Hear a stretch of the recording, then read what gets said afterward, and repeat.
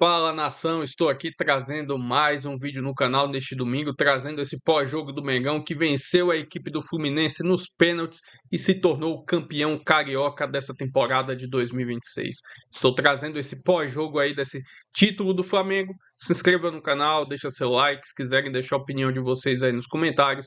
E vamos E o Ricardinho, Roger Flores, Denilson. Só canhota, pai. Só canhota, Só hein? canhota. O Roger tem mais gol que todo mundo, eu acho, né?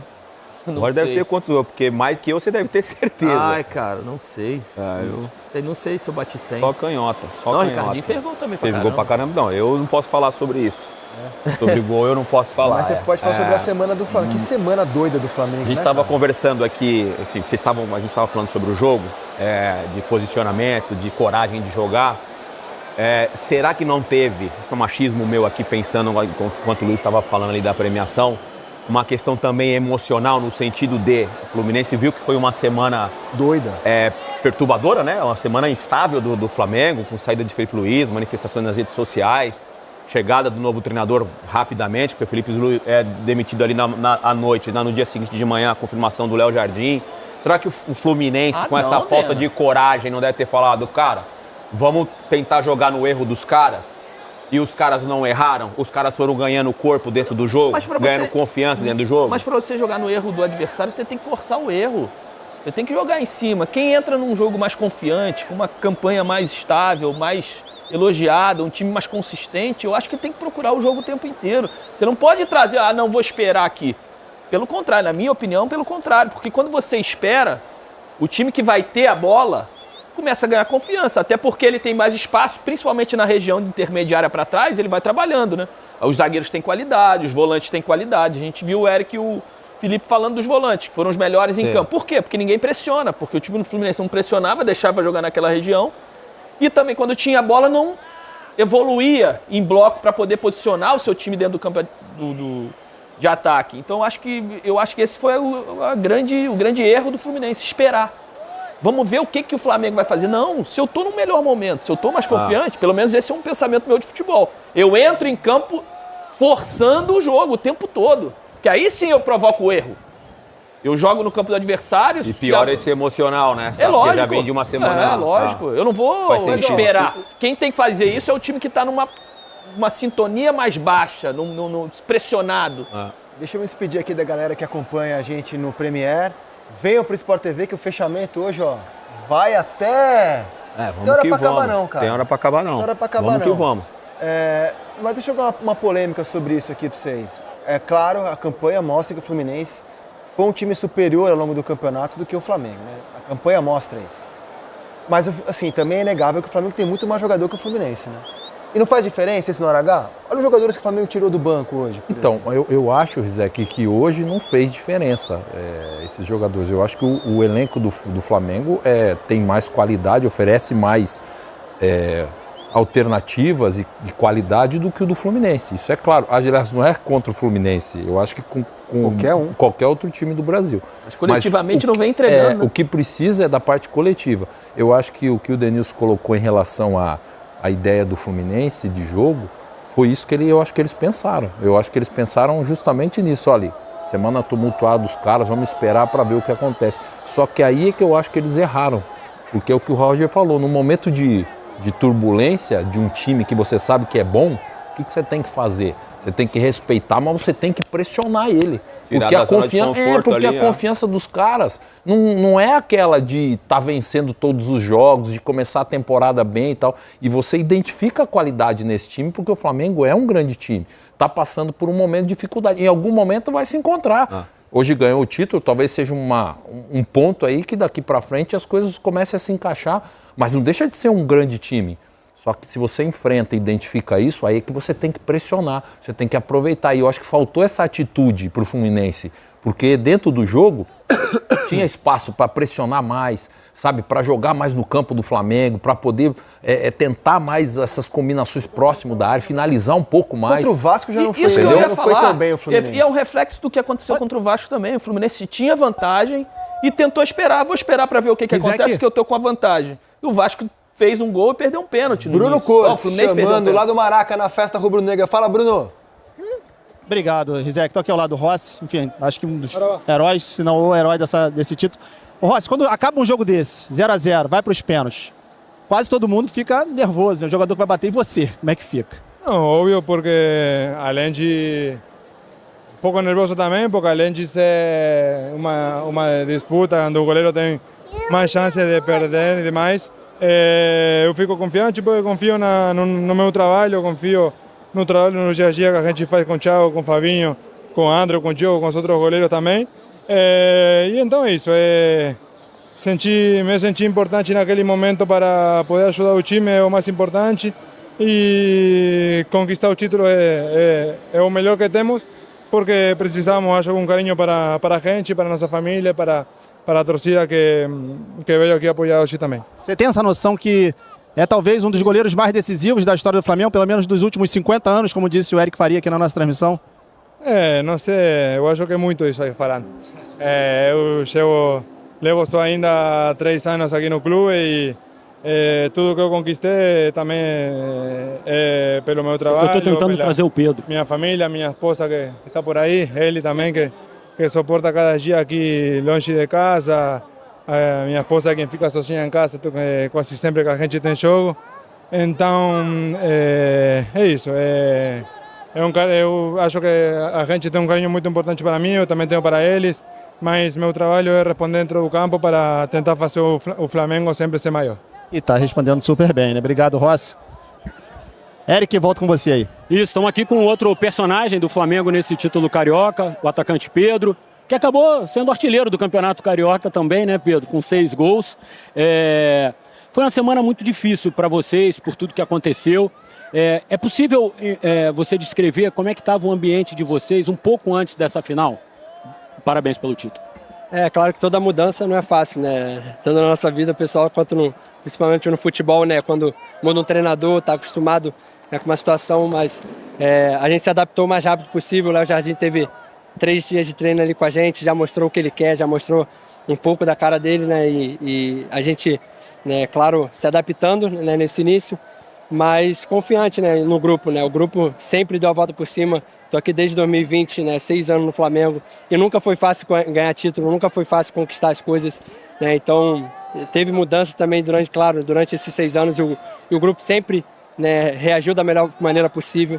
Então, sem dúvida nenhuma, a confiança é enorme, tanto, né, no Leonardo Jardim quanto no grupo, que mais uma vez mostrou, né, porque jogar uma final, um clássico, é uma dificuldade enorme. E hoje mostramos, né, no primeiro tempo um bom futebol, no segundo, né, teve um equilíbrio maior, né, o Fluminense ali, mas sem dúvida nenhuma, né, o grupo está motivado, né, esperançoso com esse novo início do Léo Jardim, né, e tem tudo para dar certo, tudo para ser uma era de conquistas, que é tudo que a gente deseja, e o grupo tá esperançoso e confiante também para essa nova fase. Só pedir licença um instantinho, Pedro, você fica aqui com a gente. O Bruno Cortes está com o Paquetá, Bruno. É isso, obrigado, Eric. O Pedro estava ali falando. Paquetá, veio esse título, né? Chegou há pouco tempo, enfim, toda a expectativa que existia, acho que sua talvez maior até do que de quase todo mundo, e sai com o título. E eu queria saber o seguinte, aquela hora que você vai bater o pênalti ali, tá, enfim, empatado, você é o último batedor. O que passa na cabeça no momento daquele, Paquetá?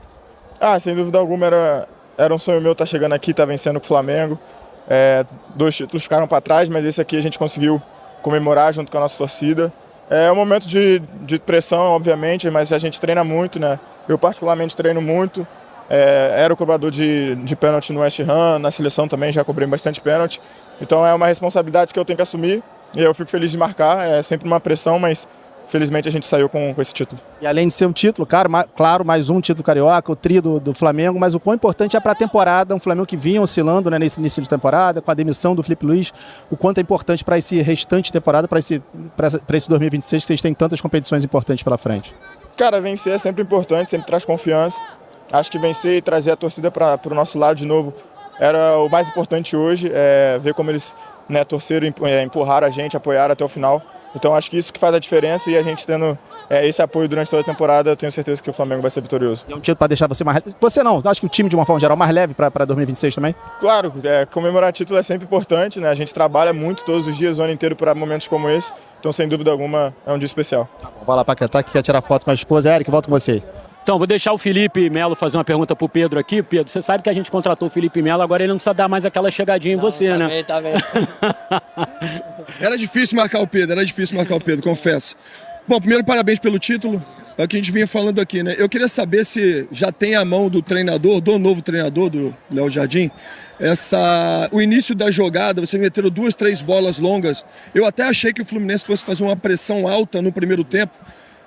Haja visto a mudança de treinador, de repente, como seria a mentalidade com esse novo treinador. E eu quero saber se existe a mão do novo treinador essas bolas longas de início de jogo. Assim como eu falei, né? Foram 3 dias de treino, mas que ele tentou implantar ali aos poucos o que ele pensa, né?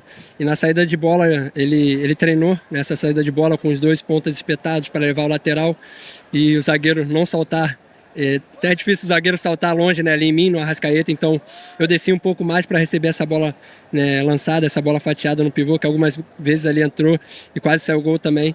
Então foi sim uma tática que ele usou, né, para a saída de bola, sabendo que o Fluminense poderia pressionar ali num jogo curto. Então ele leu bem ali, né, conseguimos sair algumas vezes e sim, foi trabalhado para esse jogo de hoje.